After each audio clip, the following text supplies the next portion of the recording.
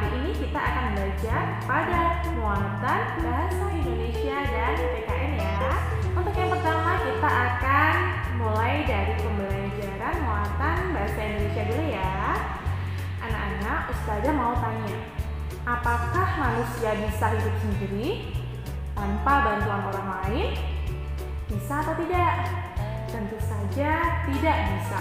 Contohnya, ketika kita mau memakai baju saja, baju yang kita pakai itu juga hasil buatan oleh orang lain, dijahit oleh orang lain, dan kainnya juga yang membuat orang lain juga tentunya. Jadi kita itu tidak bisa hidup tanpa bantuan orang lain, sehingga manusia disebut makhluk sosial.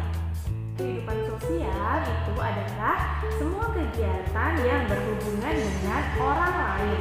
Anak-anak, kita mengingat cerita yang kemarin kita sudah buat dan cerita yang sudah Ustazah bacakan ya, bahwa cerita tersebut juga termasuk dalam kehidupan sosial kita.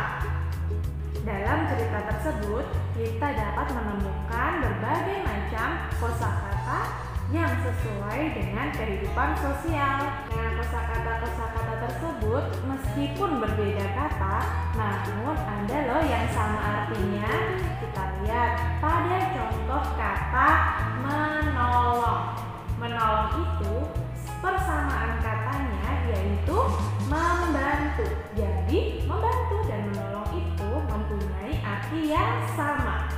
Kemudian contoh lagi, ada kata kelompok. Nah, kata kelompok itu meskipun katanya berbeda dengan kata tim, namun juga mempunyai arti yang sama antara kelompok dan tim. Nah, anak-anak, jadi meskipun kata-katanya berbeda, namun ada juga ya yang sama artinya. Setelah kalian tahu artinya atau kalian tahu persamaan katanya, kalian bisa loh membuat kata tersebut menjadi sebuah kalimat. Contohnya kata membantu. Kata membantu dapat kita buat menjadi kalimat seperti Dedi membantu korban bencana alam. Kemudian kata kelompok, kita juga bisa membuat sebuah kalimat, yaitu Dedi belajar kelompok bersama teman satu kelasnya. Nah, kemudian selain cerita kehidupan sosial yang sudah kita buat kemarin atau yang sudah kalian dengar kemarin, kehidupan sosial juga bisa kita temukan pada sebuah dongeng.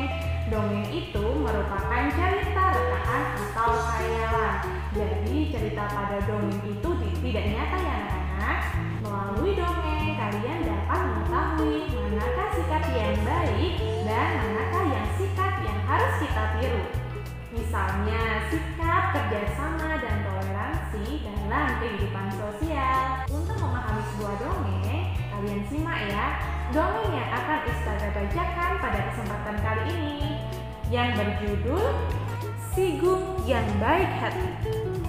Siang itu, kelinci dan tupai sedang mencari makan. Tiba-tiba datanglah si Gung menghampiri mereka. Hai kelinci, tupai, kalian sedang apa? Sapa si Gung dengan ramah. Kelinci dan tupai pernah mendengar sebuah cerita bahwa si Gung dapat mengeluarkan bau yang tidak sedap. Mereka pun lari karena tidak mau mencium bau dari si Gung. Si Gung merasa sangat sedih karena kelinci dan tupai tidak mau bermain dengannya. Kelinci dan tupai berlari kencang ke tengah hutan. Mereka tidak sadar telah memasuki wilayah dari harimau.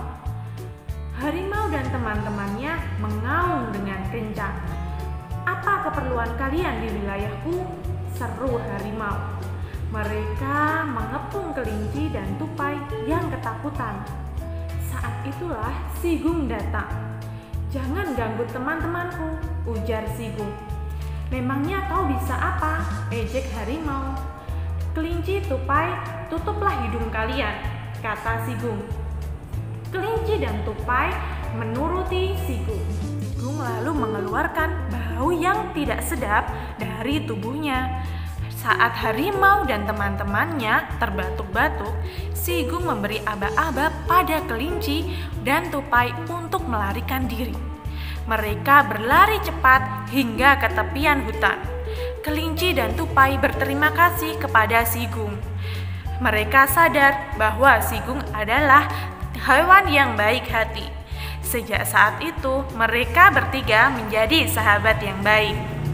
Anak-anak, itu adalah cerita Sigung yang baik hati. Nah, kita bisa mengambil manfaat atau bisa mengambil amanat dari cerita dongeng tadi, yaitu kita harus baik kepada siapapun, serta jangan menganggap remeh siapapun, karena siapa tahu orang lain juga bisa membantu kita saat kita sedang kesusahan. Anak-anak, itu dia untuk muatan bahasa Indonesia. Selanjutnya kita akan belajar pada muatan PKN. Nah, pada pembelajaran PKN kali ini, Ustazah mau sedikit mengingatkan kalian tentang teman-teman kalian di sekolah. Tentunya kalian mempunyai banyak sekali teman kan di sekolah. Ada teman yang putra dan ada teman yang putri. Antara teman kalian, putra dan putri, pasti memiliki perbedaan. Kita lihat seperti contoh gambar di samping ini. Kalau yang putra terlihat bahwa rambutnya pendek. Nah, untuk kelas 2A yang putra rambutnya pendek semua kan? Kemudian untuk yang putri biasanya rambutnya panjang. Atau yang paling penting, kita harus memakai jilbab sesuai dengan agama kita. Kemudian kalau siswa yang putra biasanya memakai seragam atasan dan celana. Dan kalau yang putri biasanya memakai atasan dan rok. Meskipun berbeda, kita harus bersikap baik kepada semua teman. Nah, bersikap baik kepada semua teman itu dapat menciptakan kerukunan.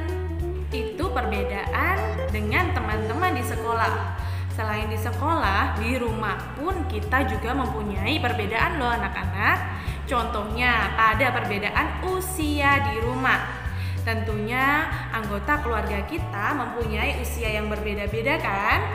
Nah, perbedaan usia tersebut dapat dibagi menjadi 3. Usia 0 sampai 12 tahun disebut anak-anak. Kemudian usia 13 sampai 17 tahun disebut remaja. Dan 18 tahun ke atas disebut dewasa. Kalian termasuk kelompok usia yang mana nih anak-anak?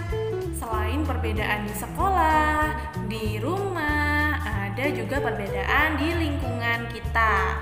Nah, anak-anak, di Indonesia memiliki banyak sekali pulau. Kalian bisa lihat pada gambar di samping. Ada banyak kan pulaunya? Setiap pulau memiliki suku bangsa yang berbeda-beda. Contoh suku bangsa yang ada di Indonesia itu contohnya seperti di Jawa. Ada suku Sunda, suku Baduy, ada suku Betawi, ada juga suku Tengger. Kemudian di Sumatera ada yang namanya suku Gayo, suku Melayu, suku Minangkabau, ada juga suku Batak. Kemudian di Kalimantan ada suku Dayak, suku Tidung, ada juga suku Sulu.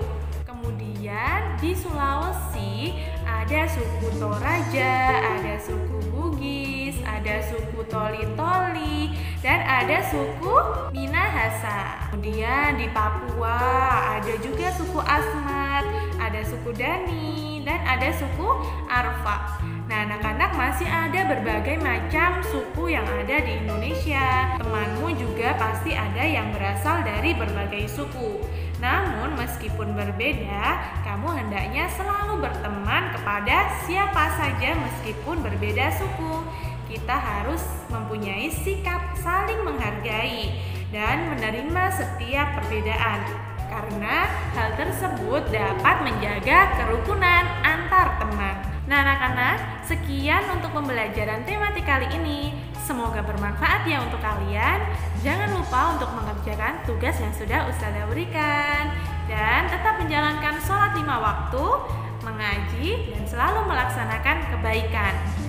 Sampai bertemu pada pembelajaran mendatang. Wassalamualaikum warahmatullahi